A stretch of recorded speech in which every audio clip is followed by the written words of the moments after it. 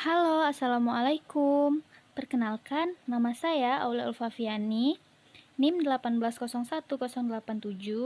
Baiklah teman-teman, kali ini saya akan menjelaskan tentang sediaan gel. Semoga bermanfaat. Pengertian gel. Gel merupakan sistem semi padat terdiri dari suspensi yang dibuat dari partikel anorganik yang kecil atau molekul organik yang besar, terpenetrasi oleh suatu cairan.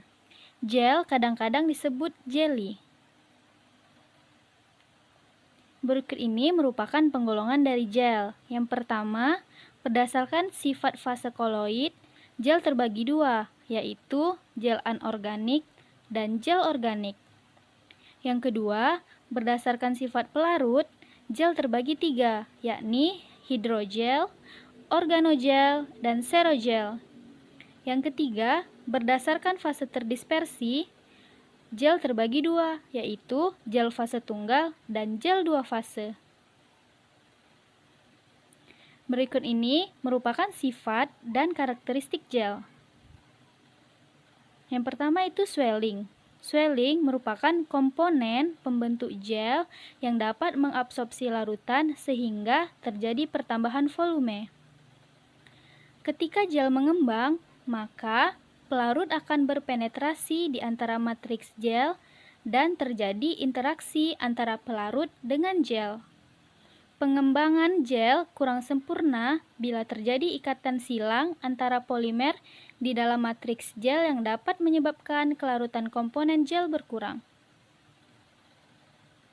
Yang kedua itu ada sineresis, yakni suatu proses yang terjadi akibat adanya kontraksi di dalam massa gel. Cairan yang terjerat akan keluar dan berada di atas permukaan gel. Adanya perubahan pada ketegaran gel akan mengakibatkan jarak antara matriks berubah, sehingga memungkinkan cairan bergerak menuju permukaan. Berikut ini merupakan contoh dari sineresis. Pada gambar bisa kita lihat itu ada sebuah jelly yang dikelilingi oleh air di sekitarnya. Air atau larutan di sekitar tersebutlah yang merupakan komponen larutan yang keluar dari gel tersebut akibat proses sineresis.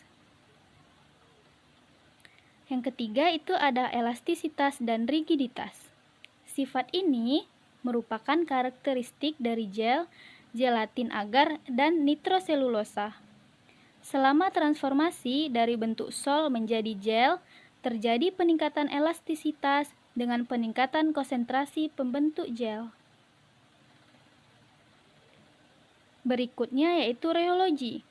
Larutan pembentuk gel atau gelling agent dan dispersi padatan yang terflokulasi memberikan sifat aliran pseudoplatis yang khas dan menunjukkan jalan aliran non-Newton yang dikarakterisasi oleh penurunan viskositas dan peningkatan laju aliran. Berikutnya yakni faktor yang mempengaruhi sediaan gel. Yang pertama itu suhu. Gel dapat terbentuk melalui penurunan temperatur, tapi dapat juga pembentukan gel terjadi setelah pemanasan hingga suhu tertentu. Polimer seperti MC, HPMC terlarut hanya pada air yang dingin, membentuk larutan yang kental. Pada peningkatan suhu larutan tersebut membentuk gel. Fenomena pembentukan gel atau pemisahan fase yang disebabkan oleh pemanasan disebut thermogelation. Selanjutnya yaitu elektrolit. Yang pertama, konsentrasi elektrolit yang sangat tinggi akan berpengaruh pada gel hidrofilik, di mana ion berkompetisi secara efektif dengan koloid terhadap pelarut yang ada dan koloid digaramkan. Yang kedua, gel yang tidak terlalu hidrofilik dengan konsentrasi elektrolit kecil akan meningkatkan rigiditas sel dan mengurangi waktu untuk menyusun diri sesuai pemberian tekanan geser. Yang ketiga, gel natrium alginat akan segera mengeras dengan adanya sejumlah konsentrasi ion kalsium. yang disebabkan karena terjadinya pengendapan parsial dari alginat sebagai kalsium alginat yang tidak larut. Berikut ini merupakan hal yang harus diperhatikan saat formulasi untuk membuat gel. Yang pertama itu ada penampilan gel, inkompatibilitas, gelling agent, penggunaan polisakarida. Bisa teman-teman baca sendiri pada tabel berikut ini.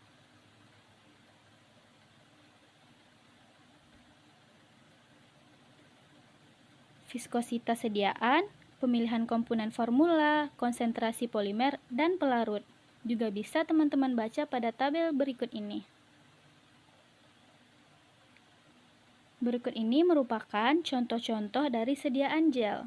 Yang pertama itu ada bioplasenton, merupakan sediaan gel yang digunakan untuk menyembuhkan luka. Yang kedua itu ada Gatsby sebagai gel rambut yang sering digunakan oleh laki-laki. Yang ketiga itu ada Mediclean TR untuk mengatasi masalah jerawat. Selanjutnya itu ada Carex Hand Gel sebagai pembersih tangan. Essence Brow Lash membantu pertumbuhan alis dan bulu mata. Berikut ini juga ada Wardah Acne Perfecting Moisturizer sebagai pelembab di wajah yang berjerawat. Bisa teman-teman lihat sendiri, sediaan dalam bentuk gel itu sangat banyak sekali. Bisa digunakan sebagai pembersih muka, micellar gel, sebagai pelumas sebelum mencukur. Ada yang digunakan sebagai facial wash, ada yang digunakan sebagai sabun mandi.